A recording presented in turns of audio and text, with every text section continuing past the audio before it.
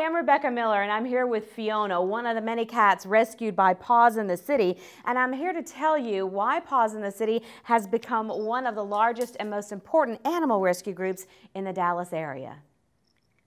Year after year, Paws in the City has seen an increase in community involvement through the number of volunteers, financial support, and number of lives saved. This past year, Paws in the City has formed relationships with businesses and community such as Andrews Distributing, Balfour Beatty, Galleria Mall, Mattress Firm, Orvis, Saks Fifth Avenue, Top Golf, and many others.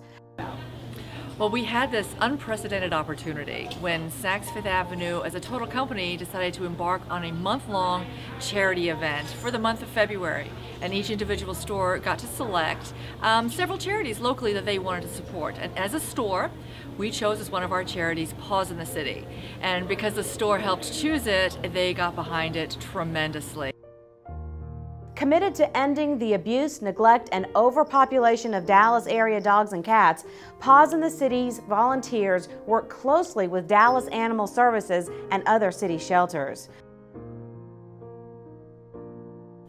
Whether surrendered by owners, found as a stray, or rescued from abusive or neglectful situations, many animals find themselves here at Dallas Animal Services. Even though DAS has a state-of-the-art facility, there's still too many of these dogs and cats that are passing through. And those that are lucky enough to make the Dallas Animal Services adoption program have 45 days to be adopted or saved. As those 45 days get closer, they become VSPs, very special pets. The VSP program was created to market the animals most at risk for euthanasia, and email blasts are circulated. These dogs and cats, which you see here, were put in the adoption program because they're friendly, they're healthy, and they're adoptable. Since the VSP program began 2 years ago, not one single animal has been euthanized. Paws in the City has committed to taking on the remaining animals. Without us, many of these animals would have been killed. And the families who adopted them are very happy that we stepped in to save them, giving them more time to find their forever homes. It's hard enough to find healthy animals a home, but it's even more difficult when they're sick, injured, or abused. For instance, these dogs needed surgery for a broken or injured leg. Dogs like Luke, who was hit by a car, and Tebow, who was shot through the leg by a bullet. Their legs were saved through surgery thanks to Dr. Vandermeer. Dogs like Chloe and Logan had to have their legs amputated, but they get along great on 3 legs. These dogs and cats had eye issues requiring surgery. Brutus lost his eye, but as you can see, he gained a loving home. Kittens like Phineas, Millie, and Chunky needed surgery on their eyes, but they recovered to live a good life. Urban survived parvo, and he was adopted. Bosco, Hershey, Apollo, and these puppies all survived distemper, normally a deadly disease. Mochaccino had chemical burns, and Romeo was attacked by a wild animal, but both of them recovered. Romeo is now the office cat at Vickery Place Animal Hospital. We put out pleas for extra funds for specific animals when they're severely injured or sick. With the help of veterinarians who give discounts and donations from generous Facebook friends and supporters, we can help animals who need more extensive medical care. Many animals have less extensive medical issues. The city shelters can't take them in, but we can here at Paws in the City. We can get them healthy and adoptable. These dogs had heartworms, and they would have been euthanized at city shelters if they weren't rescued. These kitties survived upper respiratory illness and would also have been euthanized if they hadn't been rescued. Paws in the City rescued all of these puppies and kittens. With no immune system in place, young puppies and kittens tend to get sick easily at city shelters.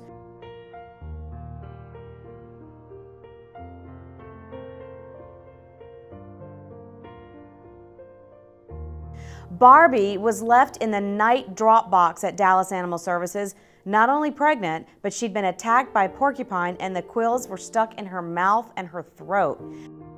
She had surgery the next day and had her babies a few days later. Medical costs are our largest expense. This year, we expanded our adoption events and our presence in the community. Our dedicated volunteers spend every Saturday and Sunday working at events, sometimes doing 2 or 3 in one day. This increases chances of adoptions and donations. We can never have enough foster parents. Fostering a dog or a cat is just as important to us as donations. Without a shelter, we rely on foster parents to provide temporary homes. But with the help of our boarding kennels that partner with us, we're able to help so many more.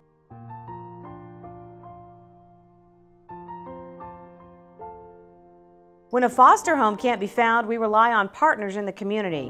These amazing boarding facilities that go above and beyond, not only boarding dogs and cats, but in some cases, offering training, playtime, and grooming. Boarding bills are our second largest expense. Tammy, a trainer with Paw Tenders, volunteers her time going to foster homes, kennels, and new adopters' homes to make sure the dogs work through any issues. We won't give up on a dog without working with our trainers and exploring all options.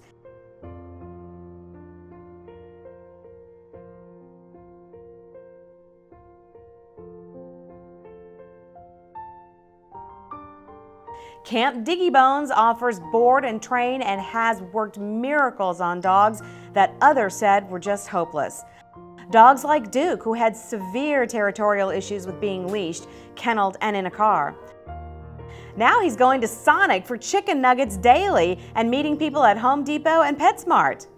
One of the things that happened that made me step back and in awe of what we've seen was when somebody wanted to adopt him and they took the phone number and they're ready for us to call him as soon as he's finished with his training.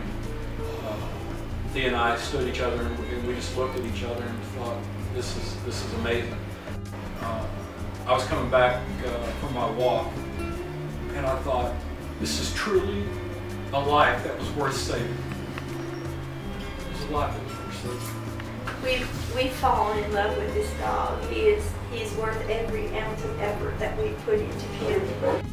Training is our third largest expense.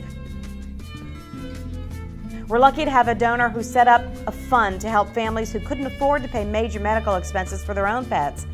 Although we can't help everyone and typically can't cover the entire bill, we've been able to help many families in these dire economic times. Montana had arthritis and Cushing's disease, and we helped pay for the diagnosis and monthly medicine. Woody has a degenerative disease and needed a wheelchair to get around. Every day, our volunteers witness the tragic consequences of pet overpopulation, but the rewarding moments, like when a pet finds a forever home, makes it all worthwhile. Like Allie, who was with us almost a year. Now she lives in a condo in Turtle Creek. Bella and Evie were found with their mother taped in a box in a dumpster. They were placed in separate foster homes for a year, but they were reunited when they were adopted together. Or a rags to riches story like Lucky, who was abandoned at a trailer park, turned into a shelter, and set to die the day we saved him. After recovering from heartworms, he now lives in Preston Hollow. Or Phoenix, whose skin was falling off when we found him due to a burn. Recovered, he now lives with a family and is spoiled rotten. These stories are just a microcosm of what Paws in the City is all about. People and a community coming together whenever an animal needs help. Businesses supporting our good work truly make a difference. Businesses like Saks Fifth Avenue. Long event in February, we were very proud, very pleased to be able to send a check to Paws in the City in excess of $11,000. Paws in the City is making a difference. Donations go directly to helping cats and dogs, whether it's for medical treatment, for boarding when a foster home can't be found, to train a dog, to spay or neuter. And that is the key to ending pet overpopulation. With community support, we can make a difference together.